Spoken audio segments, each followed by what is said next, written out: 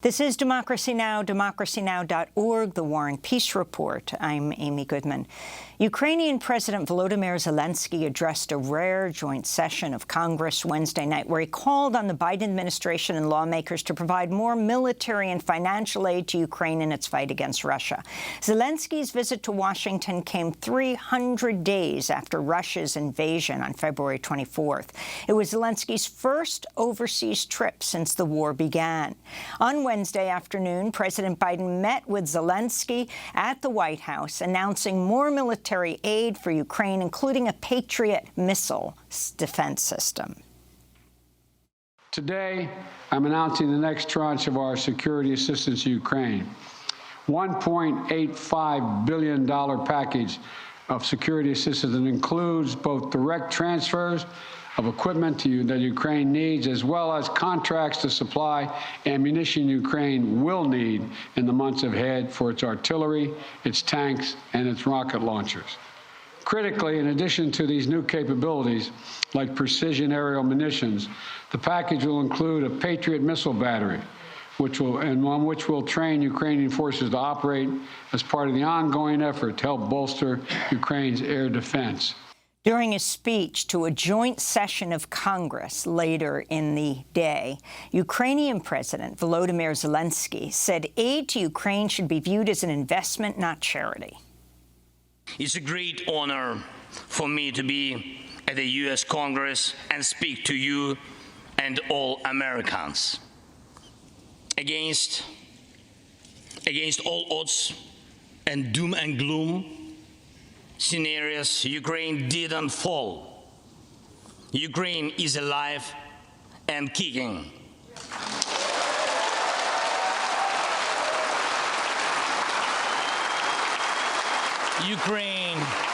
Ukraine holds its lines and will never surrender.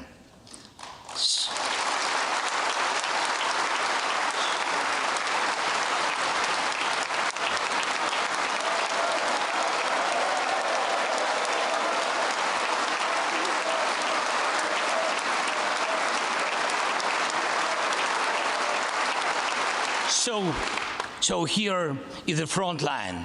The tyranny which has no lack of cruelty against the lives of free people. And your support is crucial, not just to stand in such fight, but to get to the turning point to win on the battlefield. We have artillery. Yes. Thank you. We have it. Is it enough? Honestly, not really. Financial assistance is also critically important, and I would like to thank you. Thank you very much. Thank you for both financial packages you have already provided us with and the ones you may be willing to decide on. Your money is not charity. It's an investment in the global security and democracy that we handle in the most responsible way. That was Ukrainian President Volodymyr Zelensky addressing a joint session of Congress. He came to the United States yesterday and left after a number of hours after that address. In Moscow, Russian President Vladimir Putin made a rare admission of major problems facing the Russian military, but vowed to continue fighting in Ukraine and promised to give the Russian military everything it's asking for. Meanwhile, the Kremlin spokesperson, Dmitry Peskov, criticized Zelensky's visit to Washington and the Biden administration's decision to send more arms to Ukraine. The supply of weapons continues, and the range of supplied weapons is expanding. All of this, of course, leads to an aggravation of the conflict. This does not bode well for Ukraine. Ahead of President Zelensky's trip to Washington, over 1,000 faith leaders in the United States called for a Christmas truce in Ukraine. The signatories included the Reverend Jesse Jackson, Bishop William Barber, and members of the Russian Orthodox Church. The letter was initiated by the Fellowship of Reconciliation, CodePink, and the National Council of Elders. The groups also released this short video featuring some of the signatories. As people of faith and conscience, believing in the sanctity of all life on this planet, we call for a Christmas truce. For Christmas truce. For a Christmas truce in Ukraine. In the spirit of the truce that occurred in 1914. During the First World War, we urge our government to take a leadership role in ending the war in Ukraine by calling for a ceasefire and negotiated settlement. We pray they do this before more people are killed and wounded, and millions more are displaced from their homes. Before the growing crisis in global hunger and poverty worsens, and before the conflict results in a nuclear war that could devastate the world's ecosystems and annihilate all of God's creation. We're joined now by three guests involved in this call by over 1,000 faith leaders for a Christmas truce in Ukraine. The Reverend Graylan Scott Hagler is an advisor to the Fellowship of Reconciliation. Cornel West is an author, activist, and professor at Union Theological Seminary. He's author of numerous books, including Race Matters and Black Prophetic Fire. And Medea Benjamin is co-founder of CodePink, which helped initiate the Christmas truce in Ukraine letter. She's co-author of the new book, War in Ukraine, Making Sense of a Senseless Conflict. Medea, let's begin with you in Miami, Florida. Talk about the reasoning behind this call and how both President Biden and President Zelensky, in this rare moment, Zelensky's first overseas trip since Russia invaded, how they dealt with the issue of negotiation. You're, though, calling for a truce, and talk about the distinction. We feel that this war is not going to be won on the battlefield. This is something that the chair of the Joint Chiefs of Staff, Mark Milley, said. We see that the head of NATO, Jens Stoltenberg, who has been so hawkish on this, was asked his greatest fear. He said, spinning out of control. If it goes wrong, it could go horribly wrong. We see us no longer marching towards a nuclear Armageddon with our eyes closed. It's with our eyes opened. There will not be a military victory. There must be negotiations. And we don't want the moral center questioning this war to be coming from people like Marjorie Taylor Greene, Lauren Boebert, Donald Trump, or Tucker Carlson, who are the people now questioning this war. We want it to come from the moral center of this country. That means the faith-based community who understands that we have to protect all of God's creations and that our moral obligation is to stop the killing, stop the fighting, stop the war. And that's why we have called for this Christmas truce. Professor Cornel West, you are a professor of philosophy and Christian practice at Union Theological Seminary. We're speaking to you in Irvine, California. Talk about why you signed on to this letter and what you think the U.S. should be doing that it's not doing right now. Clearly far and above the major supporter of Ukraine financially, militarily, when it comes to dealing with Russia's invasion. Oh, yeah, I'm sorry I didn't hear your full question, though, Sister Amy, but that's all right, though. I think it had something to do with the ways in which I would hope we accent how both the American empire that set the context for this situation with the expansion of NATO and pushing the gangster Putin with his wounded Russian empire against the wall, and then the wrong, illegal, and immoral invasion and occupation of our precious Ukrainian brothers and sisters. But we have to be willing to have a moral witness that keeps track of the organized greed, of the routinized hatred, of the manipulated fear, and the chronic hypocrisy of the wounded Russian empire and the American empire that is, of course, has 800 military troops, units around the world, and doesn't want to be honest about its own role. We know that if there were missiles in Canada or Mexico or Venezuela or Cuba, the U.S. military would blow them to smithereens. So we have no moral authority when it comes to dealing with the gangster activity of Putin. We have American gangster activity in our military-industrial complex tied to the White House. And Reverend Graylan, Hagler, if you can talk about what this truce would mean as a minister in Washington, D.C. and senior advisor to the Fellowship of Reconciliation. It seems that in the United States, this is unlike even the media in France, for example, in Germany, that negotiation is viewed as capitulation. In other places, it's viewed as how to save the planet. But talk about what it would look like here and what your response was to yesterday's joint session of Congress, to the plea that President Zelensky made with his people under fire across Ukraine, what it means for President Biden to agree to send this Patriot missile system. It clearly, Zelensky, to laughter, has said he'll be asking for more. Yes, well, thanks, Amy. And what I want to start out with is by saying the Fellowship of Reconciliation is the oldest peace and justice organization and continues to try to lift up an alternative vision of what we need to, how we need to respond as a people. One thing that we know is that wars create carnage, and wars create an atmosphere where basically the manufacturers of weaponry and those who struggle to try to enlarge empire grow rich, while people who are caught up in the conflict grow poor. Carnage visits them. There's basic destruction. We believe that there's an alternative way, and that alternative way comes out of discussion.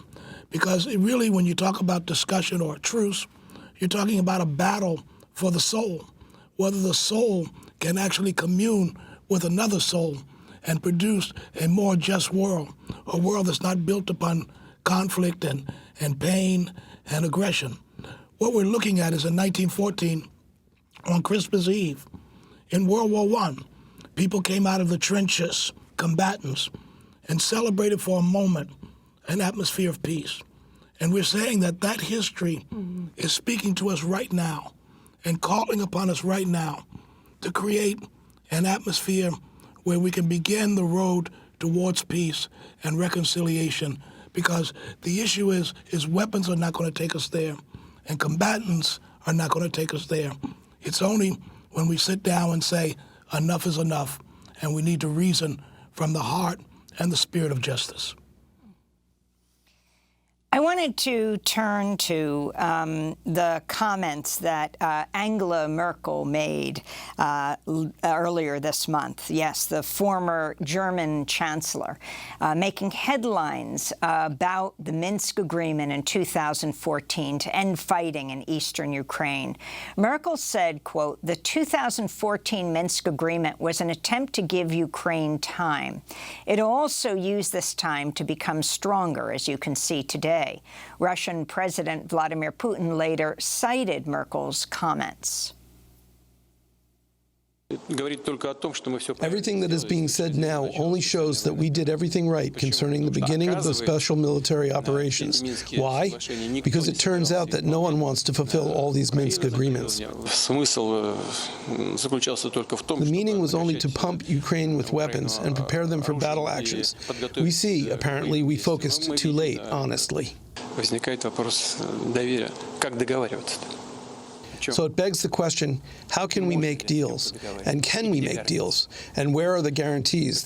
That is the question. Anyway, in the end, we have to make agreements. I've said many times that we are ready for these agreements. We are open.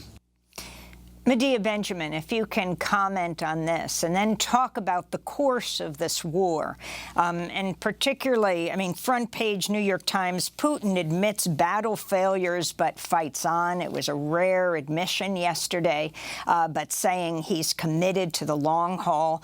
And President Zelensky saying the same thing.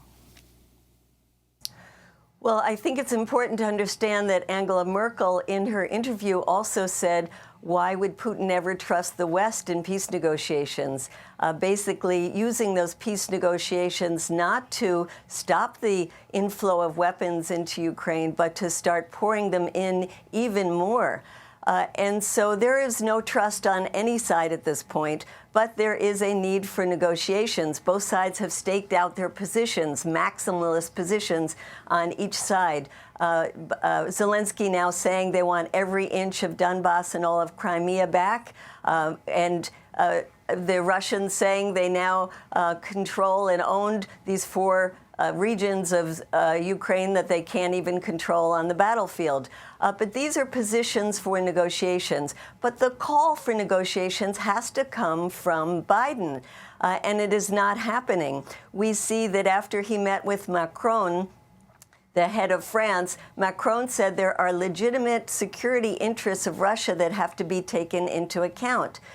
So that all has to be dealt with at the peace table. And so what we are saying with this Christmas truce call is that let's be realistic with the American people. We keep pouring more money. Now it will be another $45 billion that will be approved by the end of this week. That's over $100 billion without a year going by that could have been used for so many essential needs here in this country, and instead pour it into a war that is not winnable on the battlefield. So we need to be honest about this, and that's why we have this call for a Christmas truce. That's why Reverend Barber will be giving a Christmas Eve sermon on the moral imperative of a truce. That's why we're having a week of protests starting January 13th. February 19th, the Libertarian Party and the People's Party calling for a protest in Washington, D.C. March 8th, International Women's Day, an international call of women to say,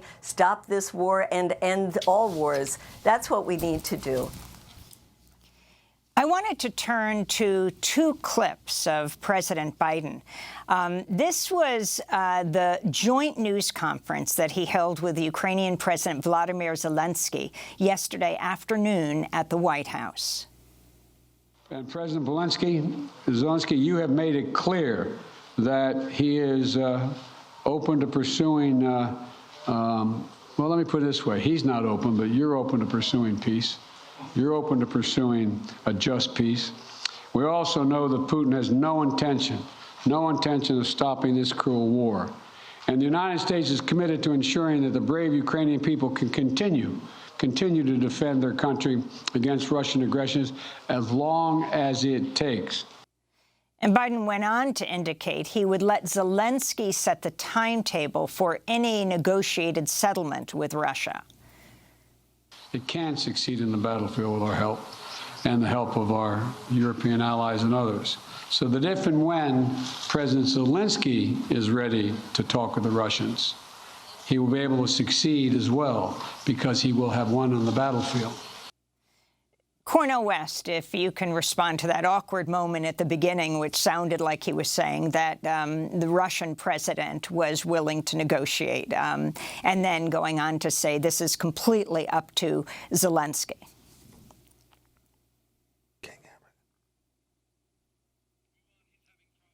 Cornel, are you having trouble hearing us?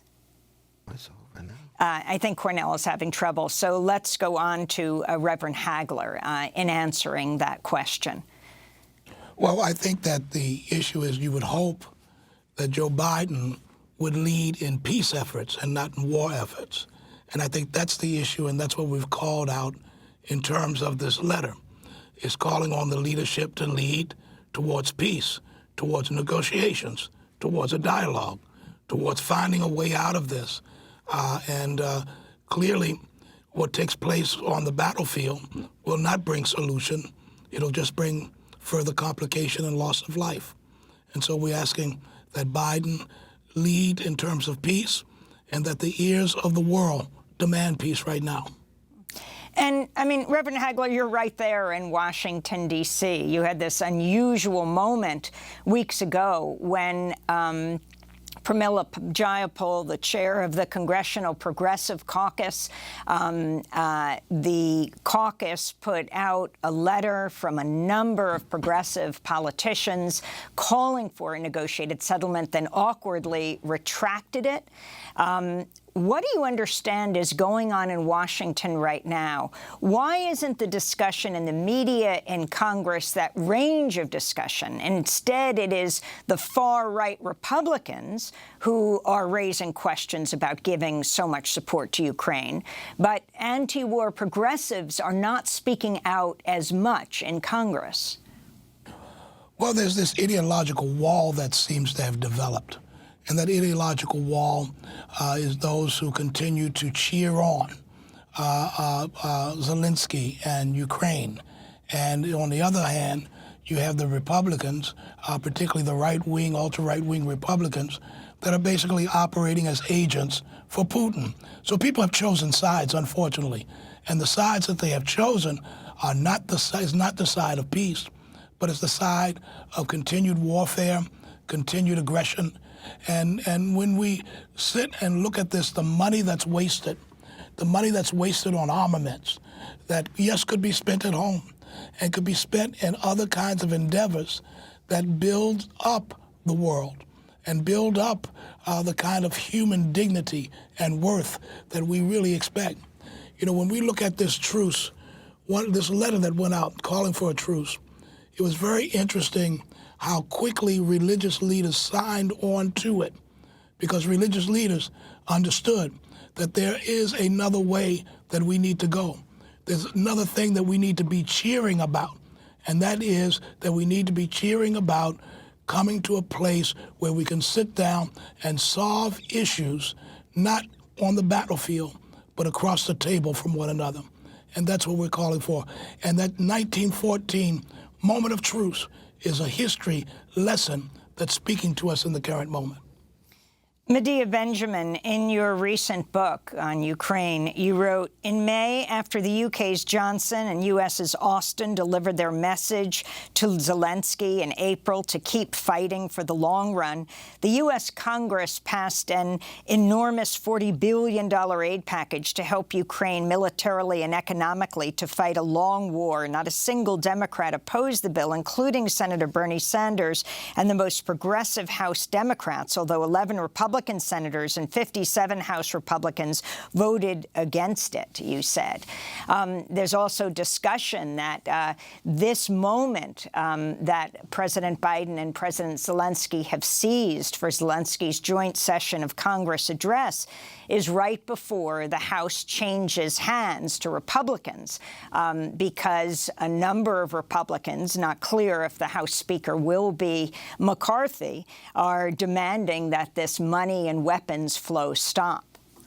How do you feel as a progressive anti-war activist?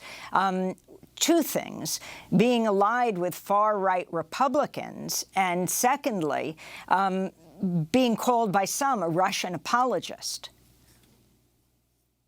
I feel that if I were in Russia, I would be in jail for protesting this war.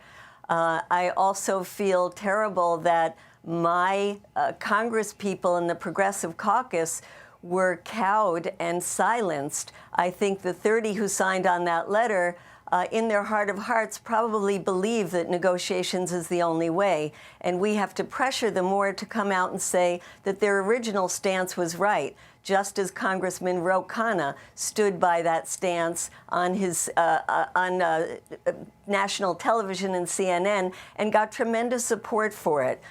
We in the Peace in Ukraine Coalition have been putting pressure on those 30 congresspeople to come back out and say, yes, negotiations is the right thing. Yes, a Christmas truce would be a wonderful thing. So it's our job to put the pressure on our members of Congress, whether they're Republican or Democrat, to come out with the only rational position right now. The U.S., unfortunately, in the Biden administration, has been against negotiations, nixed the negotiations that were going on in late March, early April. and told the Ukrainians, basically, you don't have to negotiate because we're going to keep pouring more weapons in. This is only helping the weapons companies who actually were the sponsors of a reception at the Ukrainian embassy in Washington, D.C. on December 8th, brought to you by Lockheed Martin, Northrop Grumman, and Raytheon. They are the ones who are getting rich in this. The Ukrainians are suffering. The whole world is suffering from this. And we have to get Congress, all of Congress, to recognize this is not in the best interests of the American people or of the entire world.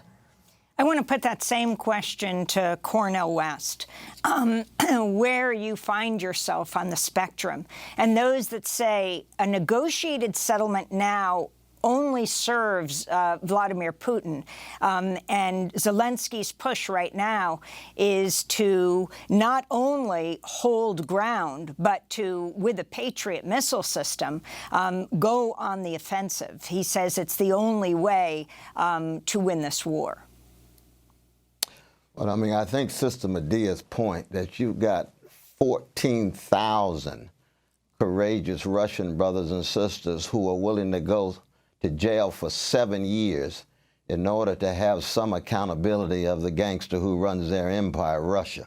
We need to have an equivalent anti-war movement in the American empire that's willing to put pressure on our political elites. Most of our political elites in Congress suffer from a moral and spiritual bankruptcy because they can't say a mumbling word when it comes to what's really happening on the ground with the heroic struggles in Iran right now. They can't say a mumbling word about the Palestinian struggles, what's been going on for the last 50 years. But all of a sudden they're willing to break dance and act as if they're concerned about domination when it comes to Ukraine. So we want to be consistent. We want to support any people who are dominated, whether they're Dalits in neo-fascist India, whether they're landless peasants in Brazil, whether they're black people and working people in America, whether they're workers in the UC University California system, and not a mumbling word from Democrats like the governor, Cavan. We want moral consistency. That's what Martin King was calling for. That's what Dorothy Day was calling for. That's what Rabbi Heschel was calling for in the 60s. That's our legacy. And what that means is we're going to cut against all the grains in the name of truth and in the name also, we hope, of justice and even some beauty.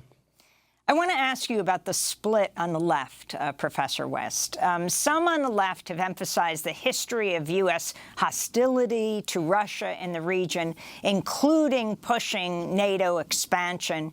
You have people like the CIA director, William Burns, who in the past was fiercely critical of the U.S.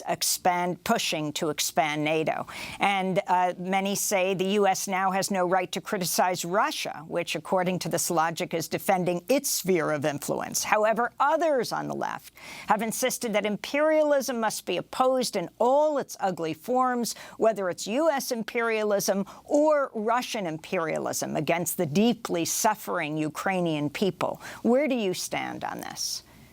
Well, I stand on the highest moral ground I can gain access to, which is an opposition to imperialism, be it China, be it India, be it America, be it Britain, be it France, be it Russia, across the board. Our anti-imperialism must be consistent. I was thinking of my dear sister Charlene Mitchell, who I had such great respect for. And we didn't always agree, but she was a long-distance runner, and she attempted to be consistent in her critiques of predatory forms of capitalism. And I resonate with that. But we need more Medea Benjamins. We need more Brother Haglers. And we need more Amy Goodmans in the world, let me tell you that.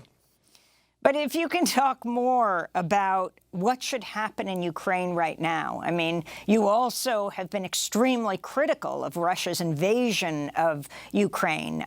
You have millions of Ukrainians fleeing right now. Some say that President Putin wants this to happen because it'll turn Europe against Ukraine because they can't deal with the flow of refugees.